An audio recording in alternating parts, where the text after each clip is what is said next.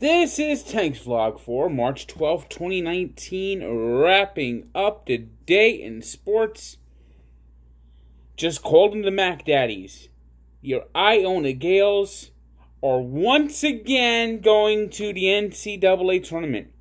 That's 4 straight seasons that they have done this. This is 4 straight years that the Iona Gales have won the MAC Conference tournament. Of course, to get to the NCAA tournament, and it's bye-bye Iona. But this is 4 straight years. That's quite an accomplishment for Tim Clues, their coach, who basically, I'm surprised, is still their coach, because when you have that much success at a lower school, usually you get a better school that calls upon you. So, great job for Iona. You know, every time I see Iona, I just think of their old jingle. They used to have, because it's a local school for New York, and they used to have their jingle. The truth is in the people of Iona. So, and that was one of 2 spots. One for the NCAA tournament, and Wofford won the other one, taking the Southern Conference. In the league where they pay for play, it was the Brooklyn Nets, with probably their best, biggest, most important win of the season to date, taking down the Detroit Pistons 103-75. Once again, now they're the 6th seed in the East. This was a battle. They're neck and neck, the Pistons and Nets. Nets at now 36-33 on the season. Alan Crabb starting to look healthy. Got a nice game today. 14 points, 10 rebounds. Andre Drummond had a big game for Detroit. 13 points, 20 rebounds.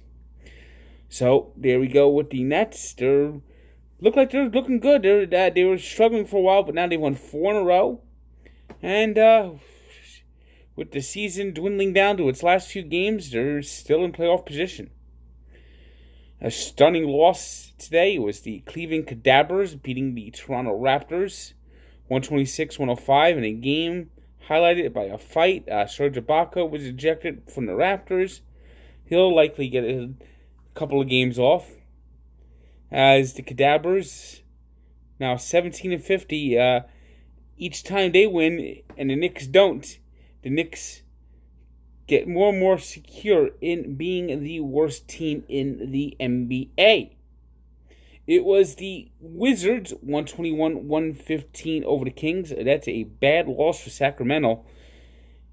Their playoff hopes are not in good shape right now at 33-33, and haven't been in the playoffs in a long time. It was the Rockets shooting down the Hornets 118-106. James Harden didn't get 30 points, but he had a nice night. 28 points, 6 rebounds, 10 assists. While Kemba Walker, in the losing effort, had 40 and 10. It was the Thunder 98-89, as Russell Westbrook fought the fans of Utah.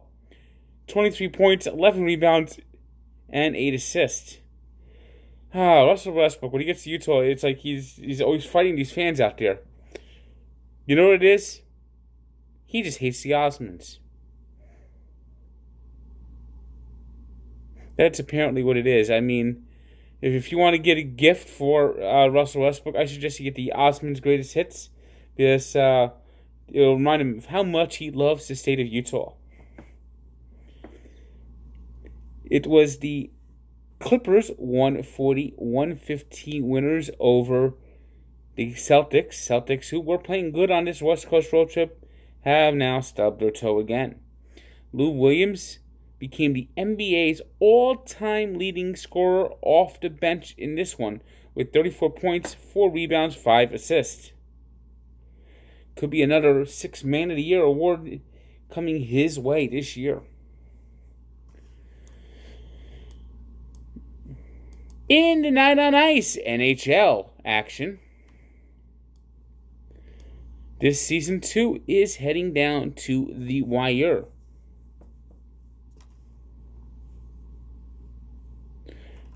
And only one playoff spot has been clinched so far. That's been clinched by the Tampa Bay Lightning, who struck down the Toronto Maple Leafs on Monday, 6-2.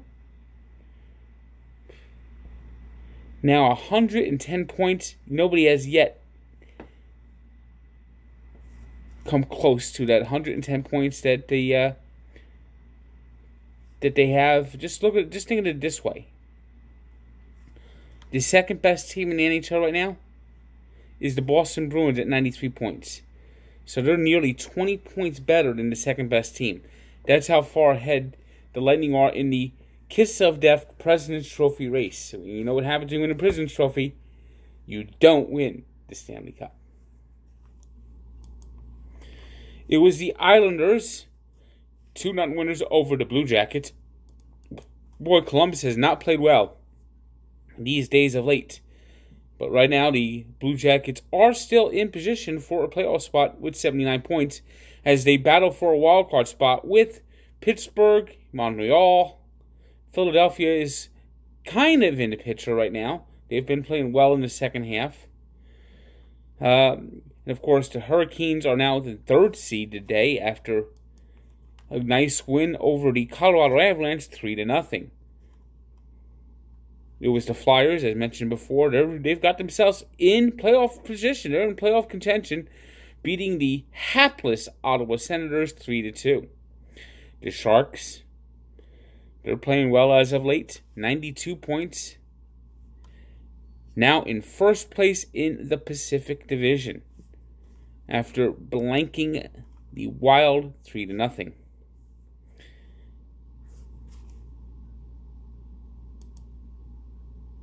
Brendan Perlini had a hat trick on Monday as the Blackhawks downed the Coyotes 7-1. Bad loss for Arizona. They're in a race for the wild card, and losing to teams like Chicago are definitely not going to get you to the postseason if you're Arizona. Right now, they're 1 point behind the Wild and the Stars. So had they won today, they could have been into playoff position. But nope. Meanwhile, the Oilers, on a goal by Leon Draisaitl, who has 42 goals on the season, by the way. Very quiet 42-goal season.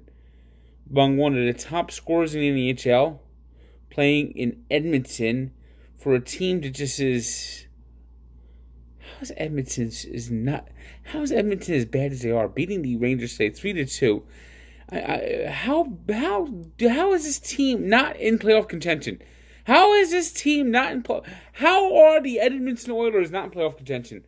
So far, they have 69 points, and at this point, that is not nice.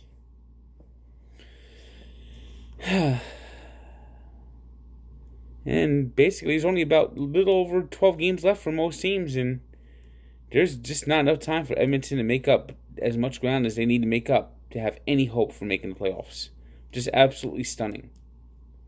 Today's 3 stars are Peter Mrazek of the Hurricanes, who had 38 saves in a shutout over the Avalanche. Thomas Greiss, who had 31 saves for the Islanders in a shutout over the Blue Jackets. And Kemba Walker, who had 40 points, 10 rebounds, 7 assists in a losing effort. Now, Kemba Walker 10 years ago took place in an epic game. It was a 6 overtime game, longest game in conference tournament or any postseason history. Second longest game overall in NCAA history as Syracuse beat UConn. Check out the full story at Barstool Sports. Let's give a birthday shout out to Dale Murphy, who has similar career numbers, actually a little bit better career numbers than Harold Baines, won 2 MVPs, and is not in the Hall of Fame, but Harold Baines is. Today, Dale Murphy, who really should get another Hall of Fame look. I don't know if he actually is a Hall of Famer. He had a couple of great years, but his last few years he sort of faded out. Was a big star for the Braves in those early years of cable TV, the WTBS, Supervision games. He was that face of those Braves that won the Western Division 1982, 83 NL MVP. And yet Harold Baines gets in the Hall of Fame. Happy 63rd birthday to Dale Murphy. It's also Darryl Strawberry's birthday, by the way. He turns 57. Another one that should be in the Hall of Fame if he didn't screw it up. But glad that his life's in order, so I guess that's a good thing. But, oh, Darryl. You could have been one of the best ever.